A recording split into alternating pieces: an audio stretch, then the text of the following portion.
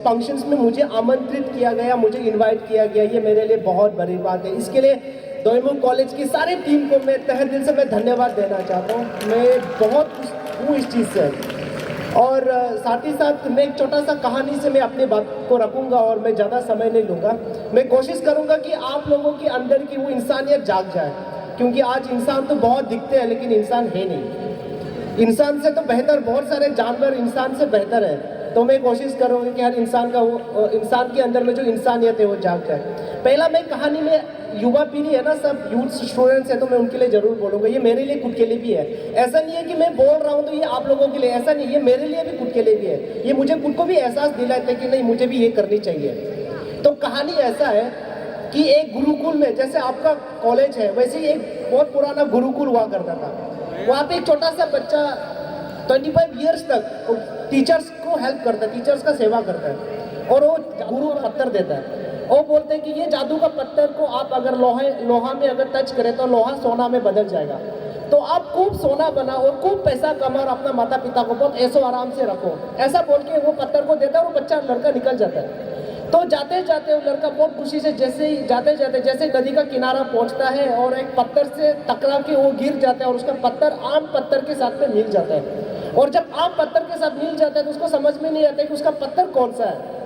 तो उसने बहुत सारा पत्थर को ढूंढता है, मिलता नहीं है। तो उसको याद आता है कि अरे गुरुजी तो बोला था कि ये पत्थर को लोहा में टच करने से लोहा सोना बन जाता है। तो उसने देखा कि नदी का किनारा में एक नाव था और वो नाव में एक लोहा का चेन बांधा हुआ था। तो उसने सारा पत्थर को इकट्ठा करता है, जमा करता है और पत्थर को एक एक पत्थर को उठाना शुरू करता है। पत्थर को उठाता है, लोहा में टच करता है, लोहा सोना नहीं बनता है, नदी में फेंक देता है। फिर दूसरा पत्थर उठाता है, लोहा में टच करता है, सोना नहीं बनता है, नदी में फेंक देता है। तो उसका फेंक देता है और लोहा सोना बन जाता है। उसने वो इसलिए उसका वो पत्थर को फेंक दिया क्योंकि उसका दिन भर का प्रैक्टिसेस वही रहा ना कि पत्थर उठाओ टच करो। तो वो प्रैक्टिसेस में उसका हैबिट बन गया और हैबिट की वजह से वो अपना कीमती पत्थर को नदी में फेंक दिया।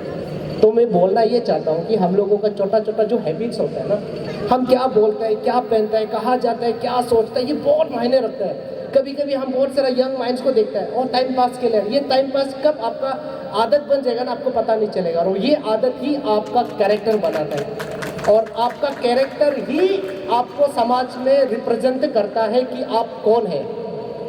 तो ये बहुत जरूरी है। इसलिए यहाँ में जितना भी यंग माइंड्स बैठा वाला से मेरा सभी से रिक्वेस्ट है, प्लीज आप लोग दिन भर सुबह से लेके शाम तक, सुबह उठने से लेके रात को वापस सोने तक आप जो भी एक्टिविटीज करता हो, जो भी सोचता हो ना, बहुत सोच समझ के, बहुत बारीकी से चिंतन मंथन करके, एनालिसिस करके उनको आप लोग कीजिए। फिर देखिए कि आपका जिंदगी में कैसा सोना नहीं बनता है। लेकिन जरूरी है कि आप चिंतन मंथन करें ना, ये बहुत जरूरी है। आजकल का जैसे कि कल यस्टरडे नाइट आरके मिशन में एक लड़का को लेके आया, हेड इंजुरीज, बाइक एक्सीडेंट होके, तो उनको ब्लड का रिक्वायरमेंट था। तो हम लोग ने गया, तो हम लोगों को ब्लड डालना था। उस दौरान उस लड़के का मम्मी पापा दोनों आया, उसका फैमिली मेंबर्स आया। तो वो लड़का का इतना ब्लीडिंग हुआ कि वो धीरे धीरे उसका सांस थमता जा रहा है, धीरे धीरे वो डेथ की ओर जा रहा है, मर रहा है। तो हम डॉक्टर्स ने मिलके, हम लोग ने मिलके उनको बहुत CPR दिया, चेस्ट पंप किया, आर्टिफिशियल ऑक्सीजन डाल के बॉल पंप किया, लेकिन धीरे धीरे वो लड़का ने दम तोड़ दिया।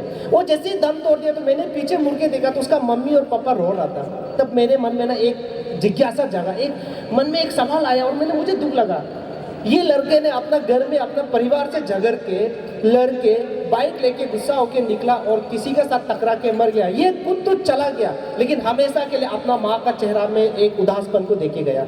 हमेशा के लिए उस माँ ने जिसने 9 महीना आपको कोख में पाला है, आपको बड़ा करने में आपका पिता ने इतना सेक्रीफाइस किया है, उस माँ और पिताजी को जाते जाते क्या देखे गया? आंसू, दुख, कष्ट, अकेलापन। तो मेरे यहाँ पर जितने भी बैठा हुआ ना यंग माइंड्स है, प्लीज अपने पेरेंट्स को ना रिस्पेक्ट करो। मैं इसलिए बोल रहा हूँ क्योंकि मैडम ने पहले बता रहा था, मेरे पास आज अरुणाचल में पहले ये प्रैक्टिसेस नहीं होता था। अपने माँ पिताजी को अबेंडन कर दो, पूरा हो गया ना, हॉस्पिटल का बाहर छोड़ दो।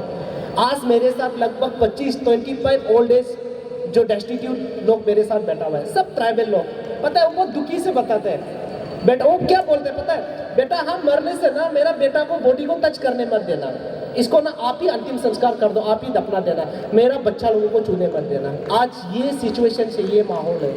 तो मेरी यहाँ बैठा हुआ सभी से रिक्वेस्ट है, आप सबका भी मम्मी होंगे, पापा होंगे, किसी का मम्मी है, किसी का पापा नहीं है, जो भी है रिस्पेक्ट करो। उसके वजह से आप सब यहाँ बैठा हुआ है। मेरे पेरेंट्स की वजह से आज मैं यहाँ बैठा हूँ, मैं बोल पा रहा हूँ। मैं आज जो भी कर रहा हूँ उसके पीछे मेरा पेरेंट्स है, इसलिए मैं कर पा रहा हूँ। 17 साल जो मैंने समाज को दिया है, क्योंकि मैं भी आपकी जैसा हूँ, मेरी भी अपने यंग इच्छा है, इंजॉय करूँ, मस्ती करूँ, पार्टियाँ करूँ, ग्रुप में घूमूँ, मेरी भी बहुत इच्छा है। लेकिन वो इच्छा को कभी कभी ना त्यागना पड़ता है, सेक्रीफाइस करना पड़ता है। किसके लिए? अपने लोगों के लिए। तो मेरी यंग माइंड से सभी से रिक्वेस्ट है कि प्लीज़ अपना एनर्जी को ना मिसयूज मत करो और एनर्जी को ऐसे ही जाने मत दो। कल 50 साल के बाद ना पछतावा नहीं होना चाहिए, अरे हमको ये करने से ठीक था, ये था शब्द नहीं होना चाहिए, ये होना चाहिए कि मैंने किया है। कल 50 साल के बाद मुझे कभी रिग्रेट नहीं होगा कि मैंने ब्लड डोनेशन को नहीं किया। मुझे खुश होगा कि अरुणाचल में ब्लड डोनेशन को मैंने शुरुआत किया। इस बात का मुझे हमेशा गर्व होगा, खुश होगा। मुझे इस बात का हमेशा खुश होगा कि मैंने आज तक 120 अनक्लेम्ड डेड बॉडीज को मैंने क्रिमेट किया, जलाया और दफनाया। इस बात का मुझे बहुत प्राउड होगा अपने आप से। तो ये हर एक लोग भी कर सकता है, हर एक लोगों को भी करना चाहिए। मेरी सभी से रिक्वेस्ट है, प्लीज़ आप लोग बहुत किस्मत वाला है, आप लोग कॉलेज तक आने मिला है, कॉलेज कर रहे हैं। आप जैसे आपका एज ग्रुप का कितना लड़की लड़का लोग है, बेचारा स्कूल कॉलेज तो दूर की बात, स्कूल का गेट का नसीब नहीं होता।